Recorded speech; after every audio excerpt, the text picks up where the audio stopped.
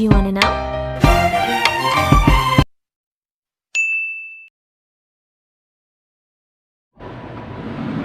Hello! Andito naman si Inday Buholana sa aking YouTube channel. Andito ako sa work ngayon. Nabasa ko yung comments ng friend ko kung paano daw gawin ang pag-edit sa video mo sa YouTube. Bago ang lahat, syempre nandito ako sa work. Magpagwapa muna para magkaroon ng maraming customer. Ito, uy. Yung sabay pagwapa nga na kilay lang. So, maglagay muna tayo ng kilay. Kilay is life. Pero hindi talaga ako marunong magkilay. Paano ba kaya? Mahirap yung hindi tayo sanay eh. Yan. Bahala na kung anong tsura nito. Kailangan kasi magpagganda rin tayo kunti kahit papaano. Kasi nakaharap tayo sa customer eh. Kailangan smart tayo at saka pretty. Yan. Yan ang sinasabi nila, kilay is life. Kaya maglagay muna tayo ng kilay. Sa totoo guys, hindi talaga marunong maglagay ng kilay. Bahala na. Basta may maguhit lang, okay na. Pag may maguhit lang sa kilay ko, okay na yun. Ayan, brush na natin.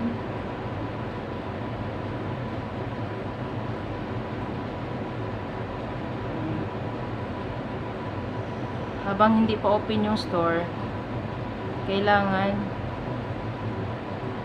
magpaganda muna.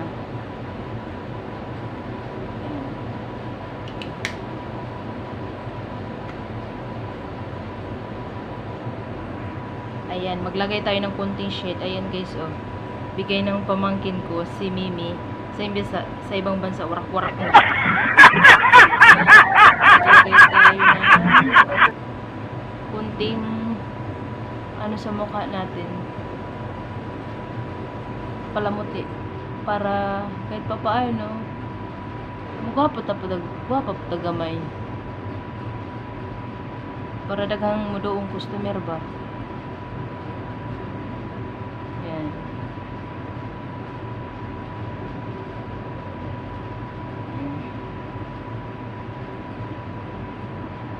Bahala na magkadimaon ni basta butang lang ng butang kung sa itsuraan eh.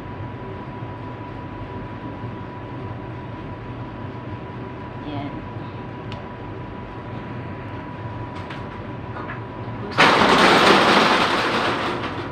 Ay, ang ingay ni Joven.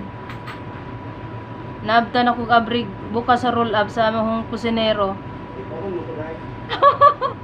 Walang hiya, kalibangon. Kalibangon ko na akong kusinero. Malibang ka diya, oy. Kalibangon mo na ako, hotel. Ay, patay tayo dyan. Ay, binuwang na Jubin. Uy, kaya naning kamot pagalikog ako, ah. Pagwapa ba ta, kaya para dagahan ko ng customer. Unsa? Pag-inay diya, mahugali ka. Audio kang sauon.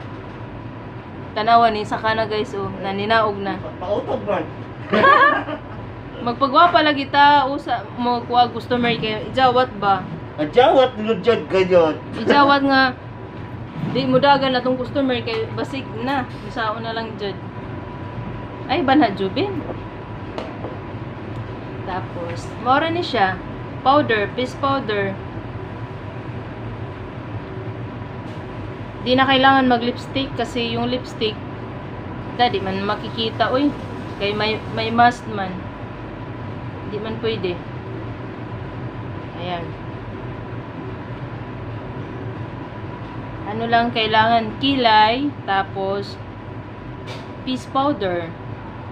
Yan, pwede na yan.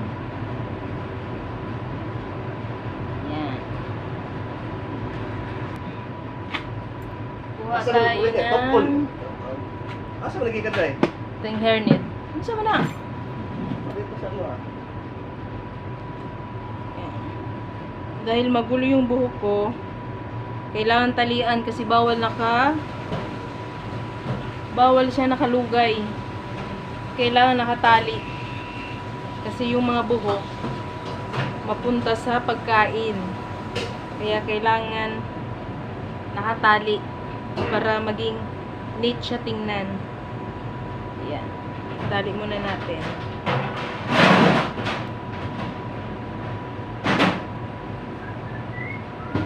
Tali muna natin. O sa likod, lagyan natin ng ganito nga tali. Parang ano siya, parang net.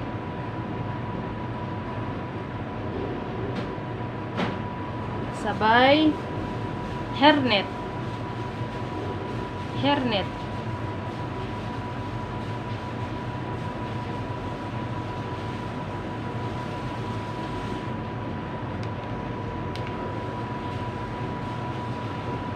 Asa na ba yung ano face mask natin? Tingnan mo guys, yung face mask natin, oh, halos buong mukha ko hindi nakikita dahil sa face mask. Yan. Ibig sabihin, ang nakikita is kilay lang. Kaya kailangan kilay lang pagandahin. Kilay. Ganyan lang siya. Bukod ng face mask, may face shield pa. Agoy, kainit. Ayan. So, tanggalin muna natin kasi hindi pa naman nag-start eh. Tanggalin muna natin.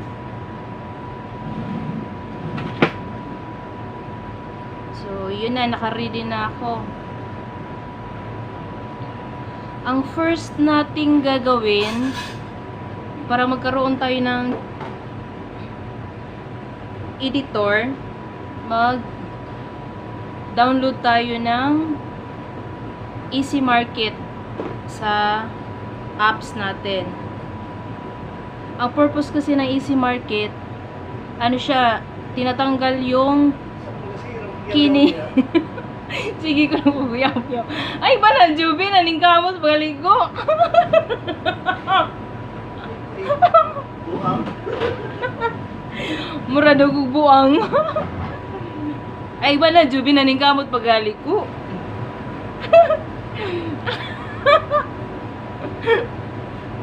I-download yung Easy Market kasi yung Easy Market, yung purpose doon, tinatanggal yung KineMaster na nakasulat sa KineMaster Editor. So, kailangan mong i-download muna yung Easy Market. Pag may Easy Market ka na, i-download mo na naman yung KineMaster. So, pag nandyan na yan, na-download na yan sa cellphone mo, dun sa apps, pwede na tayo mag-start ng kung paano mag-edit gamit ang KineMaster. Kasi yung kaibigan ko, nagchat-chat siya, kung nagtatanong daw kung paano mag-edit sa mga video sa YouTube. So, siyempre, may natutunan din akong konti. Kahit pa paano, i-share ko din. Kung ano yung natutunan mo at kung ano yung kailangan i-share mo din sa iba. Huwag yung yung sinasarili mo lang. Kasi ako, nasa 3 months pa lang ako sa aking channel. Kahit pa paano, may kunti rin ako natutunan, pero gusto ko rin ma-share yung aking mga natutunan sa iba.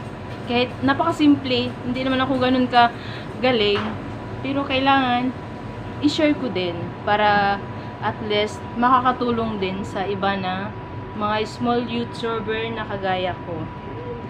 So, ayun na. Okay na. Tama na kasi mag-start na kami. Hindi pa ako nakapag-prepare sa aking mga gawain. Ang dami ko pang gagawin. So, ayun. Yan, pwede na tayo mag-start.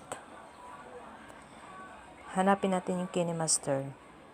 Click natin yung KineMaster. Pindutin natin yung gitna. Sunod, 16.9. So, nandito na tayo. Click natin yung media. Pag mag-click mo na yung media, mahanap mo na yung mga photos na galing sa gallery. Hanap tayo ng gusto nating photos na gawing intro. Yan.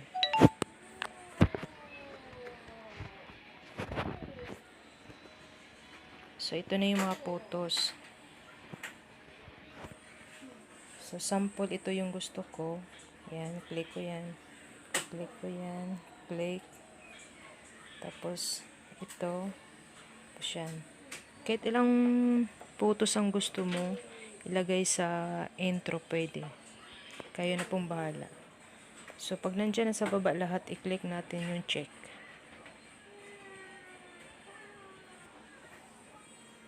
So, nasa baba na. I-try natin ng play.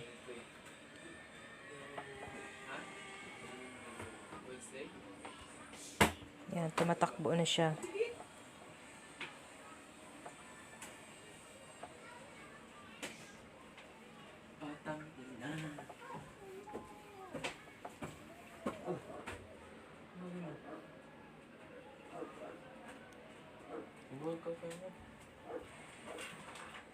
Ngayon, i-click naman natin sa right side, left, papunta sa right, para mabalik siya.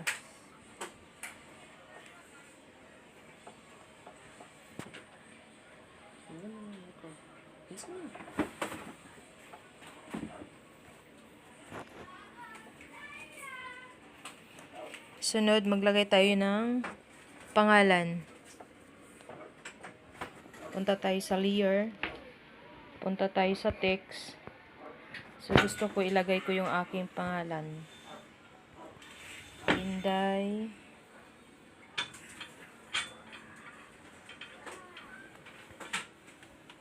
Inday. Buholana. So, andyan na, na-type na. So, i-click na natin yung OK. So, nandito na siya. Kailangan nating i-rag pababa. Para lalaki siya, i-rag mo siya, then pababa.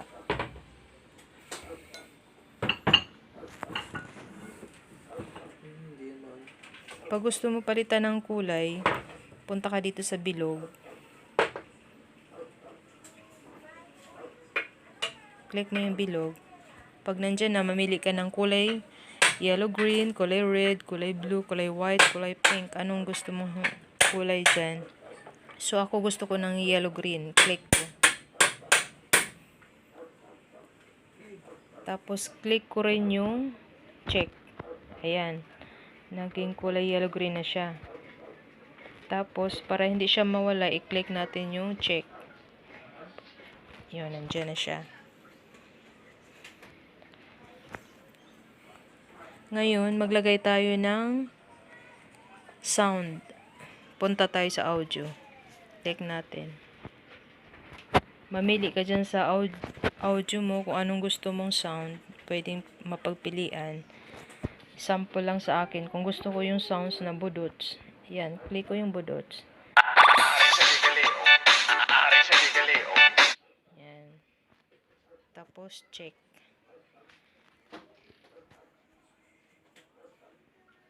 So, ayan na siya. I-try natin i-play.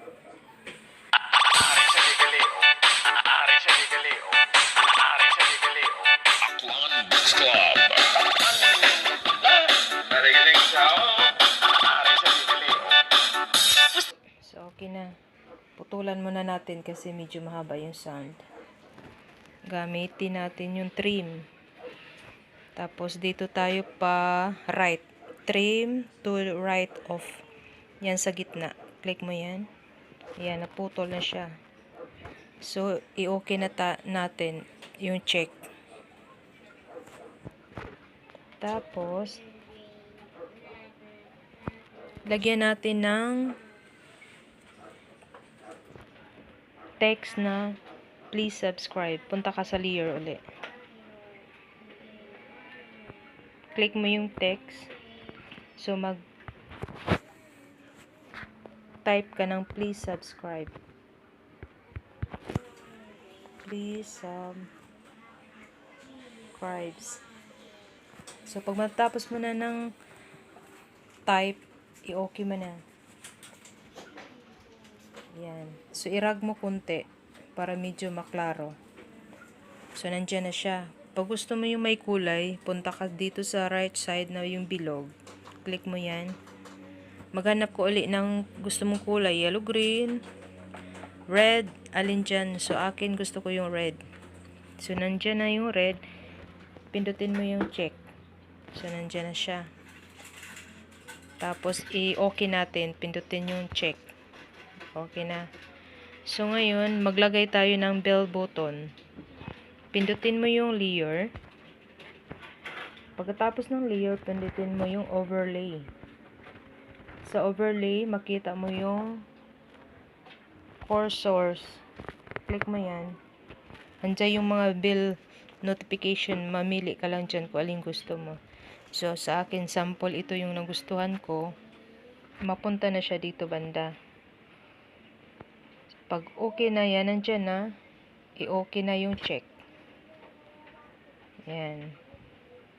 Tapos, i-check ulit.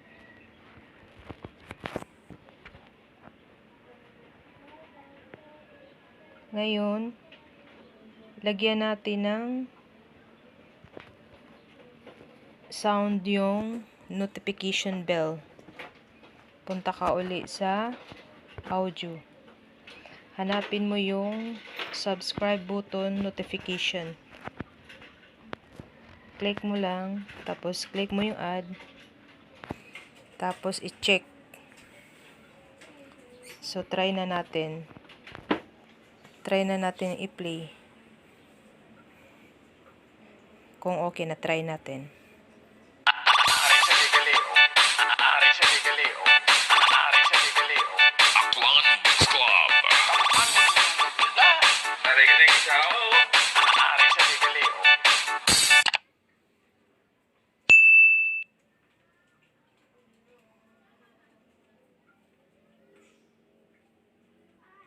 Ayun, okay na yung ano natin.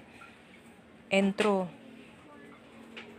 Pag okay na siya, pag makikita mo na medyo okay na yung nagawa mo, i-click mo lang to.